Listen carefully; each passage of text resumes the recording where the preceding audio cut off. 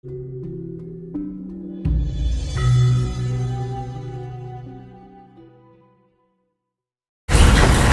keinginan alam semesta itu? Kita harus paham dengan itu, harus peka dengan itu, harus lebih meningkatkan intuisi dan kesadaran diri kita sendiri. Jangan sampai kita lengah. Dan supaya tidak lengah itu bagaimana, kan gitu ya kan? Biar kita tidak terbawa arus. Ibaratnya dalam bahasa Jawa itu keli ning ora entuk ngeli ning ora entuk keli.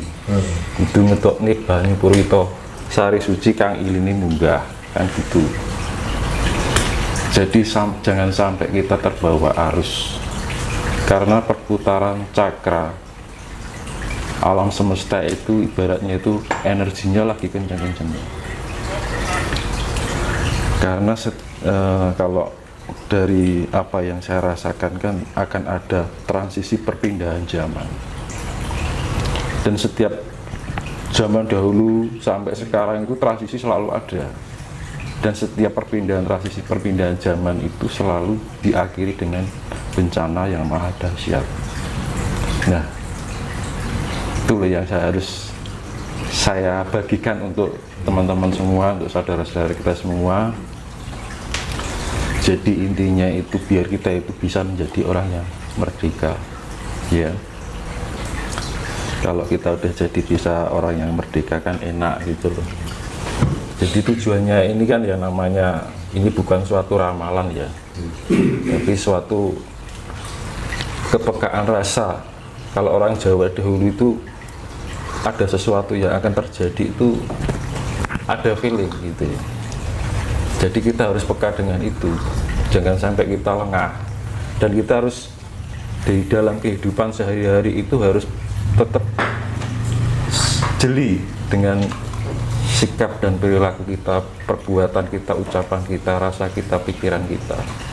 Karena gini, dengan perputaran energi cakra yang begitu besar ini, kan perpindahan, transisi kan energinya sangat luar biasa. Itu akan sangat mempengaruhi jiwa emosional. Nah, emosional itu akan mempengaruhi sifat-sifat negatif yang tertanam di dalam raga kita, ego yang utama. Nah itu, jadi dari sifat-sifat itu menjauhkan kita dari sifat asih. Jangan sampai kita kehilangan kasih sayang, nah gitu.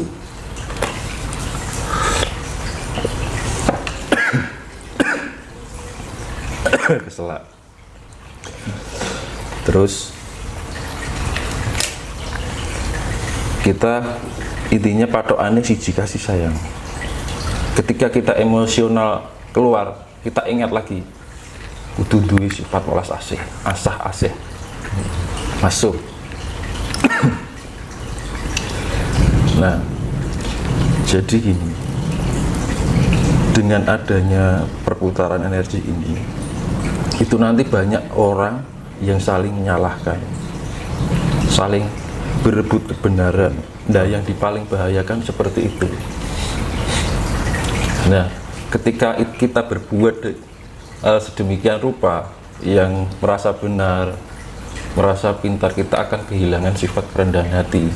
Otomatis kalau tidak mempunyai sifat rendah hati, sudah tidak mengkarakteristik sifat kasih sayang. Tanpa sadar, kasih sayang itu suatu kata yang sederhana ya, tapi nggak mudah untuk dijalankan. Kadang-kadang kita lalai, lengah, kan gitu, kelenong. Makanya kan perlu tingkat yang namanya spiritual itu biar kita lebih peka, jadi responsif dalam otak rasa kita, lebih cepat merespon gitu. Jadi kalau ada tindakan-tindakan yang sekiranya kita tidak tersadari, akan segera teringat, terespon. Omonganku kok koyong ini ya, nah gitu loh. Oh, aku kok di pikirannya lah ya. Oh, kok di perasaan jelek sama orang lain. Iya kan? Iya. Padahal kita kalau berpikiran prasangka sama orang lain, belum tentu kita sendiri juga baik, dan juga belum tentu kita tahu sebenarnya orang itu bagaimana. Ibarat dalam bahasa Jawa sawang sinawang, kan gitu. Nah akhirnya pokoknya yang paling kita waspada itu adalah ya tadi, jangan sampai menyalahkan, jangan sampai merasa pintar, karena ke depan ini akan ada banyak keributan masalah itu. Itu sudah, sekarang itu sudah berjalan. Semakin maksudnya semakin dari semakin itu terus. Nah, untuk nanti mencari kebenaran, itu nanti curiga, nanti fitnah, keluar macam-macam. Nah, itu berarti seiring berjalannya waktu tidak semakin surut, tapi semakin menjadi semakin membesar. Putaran energi cakra semesta semakin berdampak pada emosional. Nah, kalau kita nggak segera melatih tingkat spiritual kita, kan tujuannya spiritual kan biar kita lebih bisa mengendalikan diri, lebih mengontrol diri, karena terbiasa dengan kehidupan yang lebih tenang, sehingga kondisi kita lebih terseimbang. Jadi orang gusa-gusu, ojo kagetan, ojo gunan. Jadi kalau ada sesuatu itu jangan diterima mentah. Kita harus benar-benar dalami secara matang. Kira-kira misalkan jenengan ada omongan dari orang ini, kira-kira gitu kan gitu. Jangan terlalu mudah diterima untuk secara mentah lah gitu. Jadi makanya hati-hati banget, karena jebakan-jebakannya seperti itu. Nggak sengaja kita melakukan tanpa kita sadari kita terjerumus dalam itu. Ibarat ikan itu terjebak oleh kail si pemancing, tanpa sadar dia terjerat pada ketidakadilan, kan gitu, kan mesaki, kan gitu. Makanya kan ayo kita sama-sama saling berbagi, saling mengasihi, ojo sampai timbul rasa kebencian, itu dihindari pokoknya. Ini mungkin kan bagi yang nonton kan, saya harap bisa melihat video saya sebelumnya, karena ini berkaitan dengan video-video yang sebelumnya, itu akan berlanjut. Karena dari video awal sampai sekarang itu saya urutkan. Jangan sampai nanti gagal paham, burung ngerti maksudnya, burung sudah melakukan misalkan komentar apa gitu kan. Nah itu loh, makanya kita harus bisa lebih pahami dulu. Kalau kita benar mengerti, nah bisa buat pembelajaran diri. Jangan sampai ego dikedepankan, nalar diabaikan. Akhirnya apa? Rumoso bener, rumoso pinter, padahal orang karuan bener kan gitu. Makanya seperti yang saya bilang itu, tidak ada kebenaran jika masih merasa benar. Tidak ada yang merasa, tidak ada yang ditinggikan jika masih merendahkan. Nah gitu. Terus, dan ini terutama itu para spiritual. Para spiritual ini gencar-gencarnya pada menunjukkan suatu kehebatan, eksistensi. Nah, lebih baik niatnya kita berbagi, gitu. Jadi itu jebakan itu tidak hanya orang para pemain spiritual, orang umum pun juga kena, gitu. Bahkan spiritual pun kena terjebakan-jebakan seperti itu. Misalkan gini, ada mungkin ya, mungkin spiritual muda, misalnya kan mungkin dianggap belum pengalaman, wah itu halu. Nah itu nggak perlu, karena apa toh halusinasi itu, setiap orang pasti mengalami halusinasi gitu. Tujuannya halusinasi apa?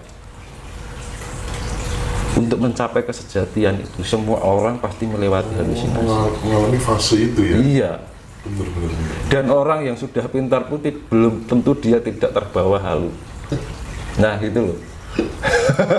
Makanya jangan sampai, wah ini orang ki halu, belum tentu kita sendiri tidak halu. Makanya ini contohnya gini, orang memanah itu mas, memanah ada bidikan, itu otomatis kan kita belajarnya kan untuk mengepaskan titik tengah kan harus tahap pembelajaran, lama-lama kan kena gitu kan. Nah sama halusinasi itu seperti itu. Jadi halusinasi bagian itu dari proses untuk menapaki jalan spiritual. yang untuk jadi penjembatan dari untuk menemukan kesejatian itu tadi. Jadi yang namanya halusinasi semua orang itu mengalami. Nah, halusinasi ada dua. Halusinasi yang mengarah pada kebenaran dan halusinasi yang mengarah pada ketidakbenaran. Kan gitu. Nah, halusinasi itu bisa terjadi karena imajinasi, pikiran otak, memori otak kita.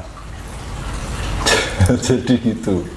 Jadi banyak orang mengatakan halusinasi, tapi apa tuh halusinasi itu? Kan gitu.